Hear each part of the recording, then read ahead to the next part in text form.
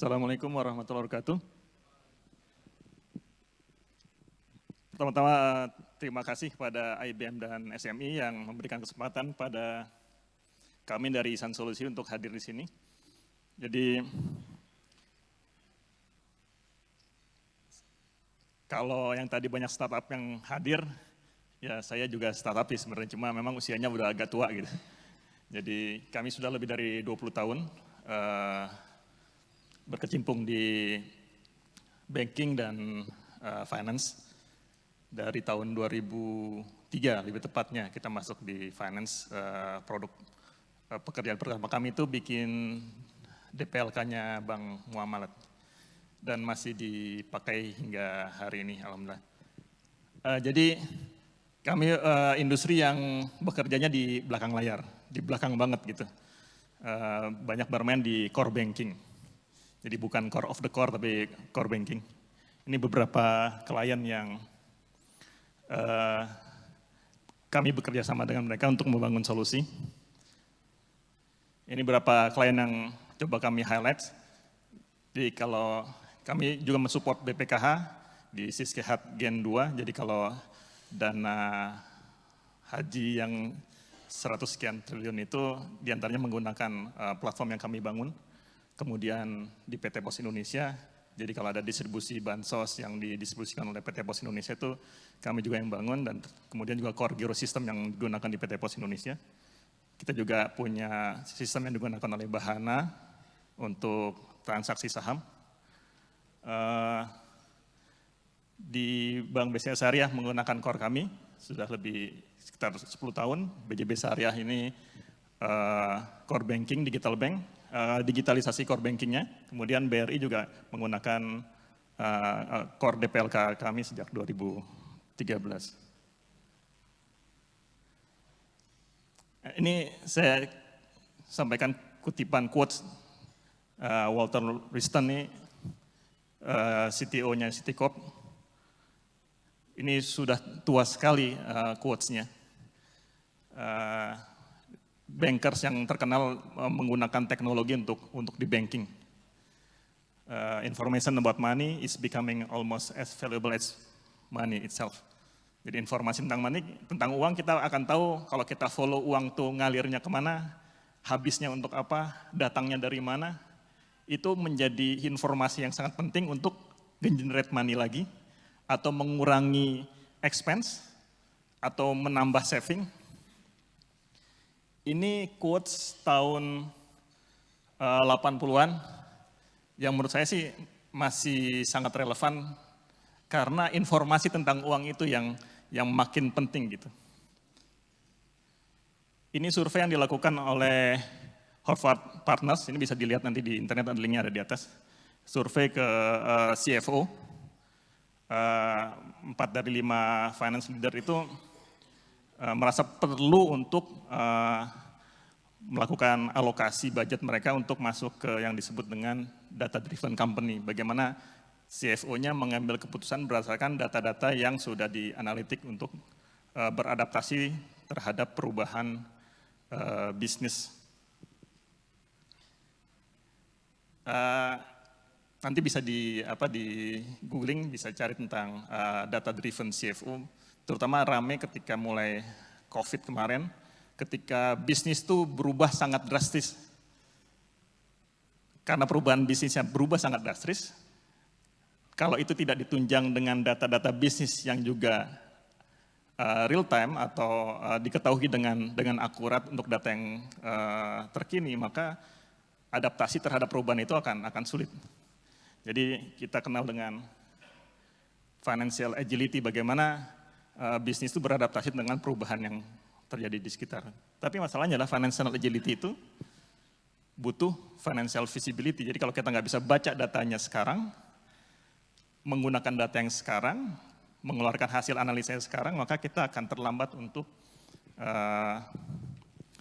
beradaptasi. Nah, ini pengalaman kami dari lebih dari 20 tahun, kami masih melihat banking termasuk industri yang adopsi teknologinya cukup rumit bisa dikatakan gitu. Kenapa? Karena dia highly regulated industries. Sehingga ini adalah salah satu isu yang kami temukan di klien kami. Dan dari pengalaman ini kita mendorong agar yang biasanya kita bekerja di legacy system fokus pada transaksi, sudah mulai harus berpikir bahwa bagaimana data yang dihasilkan dari proses transaksi itu bisa diutilisasi dengan optimum dan menghasilkan insight yang bisa mendukung business value creation baru ataupun meningkatkan customer experience, nurunin resiko bisnis maupun nurunin risk tadi ya. Nah, cuma masalahnya adalah kalau kita mau melakukan optimasi dalam proses analytics, sekali lagi kalau kita bicara analitik kan kita ngomong data sebagai objek yang dianalisa. Nah, ketika datanya itu scattered, susah untuk dikonsolidasi, ada di mana-mana bentuknya bervariasi, maka proses analytics-nya juga menjadi kendala. Kami masih menemukan di mana misalnya kalau mau melakukan interim report, kondisi banking itu biasanya melakukan laporan bulanan. Dia pengen tahu pertengah bulan ini itu kondisinya kayak gimana.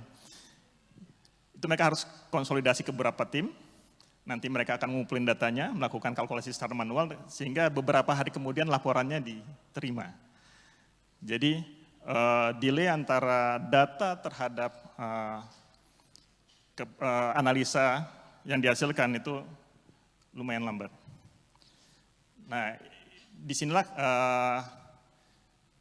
kami menawarkan satu platform untuk melakukan perbaikan dalam pengelolaan data, modernisasi data, bukan saja datanya tapi juga aplikasinya. Kenapa aplikasi penting? Karena gini, di antara data yang kita bisa dapatkan sumbernya bukan hanya yang sudah di-generate sama aplikasinya, tapi ketika aplikasi itu bergerak, dia nge-generate data.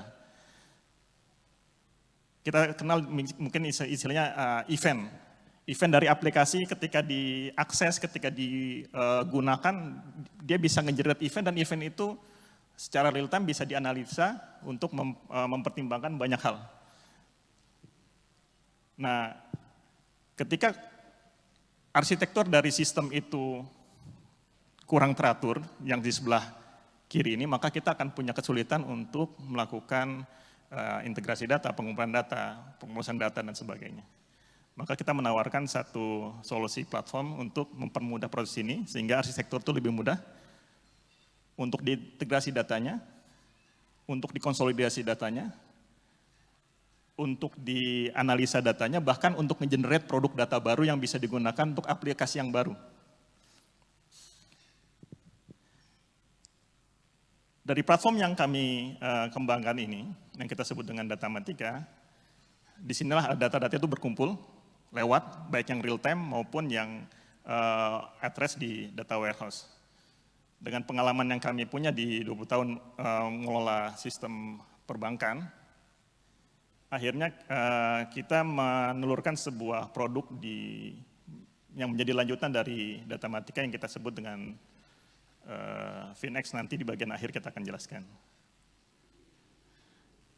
Nah, dengan perbaikan pengelolaan data yang seperti tadi, di mana data yang terbangun di dalam institusi itu bisa kita baca secara real time, bahkan yang real time itu bisa kita komparasi dengan data yang at rest, itu akan membangun beberapa benefit yang kita bisa dapatkan. Kita jadi tahu kondisi terkini dari bisnis perusahaan. Dan karena datanya bergerak secara real time, analisanya bisa kita lakukan secara real time, maka kita bisa melakukan automation, respon terhadap event dari data tersebut. Dan yang juga sangat penting adalah secara bisnis bisa mengambil keputusan untuk beradaptasi terhadap perubahan dari kondisi yang didapatkan dari pengolahan data tersebut.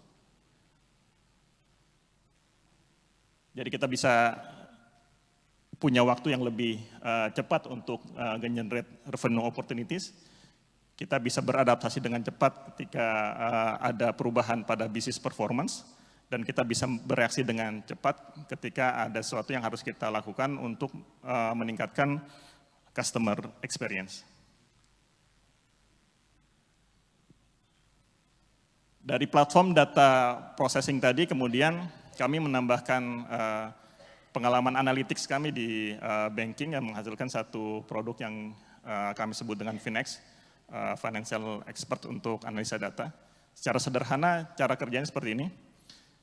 Kalau Bapak dan Ibu sekalian punya data jurnal atau data transaksi, tinggal dimasukkan ke dalam sistem kami dan sisanya sistem kami akan mengenerate chartnya, komparasi datanya secara historical maupun reportingnya secara teks.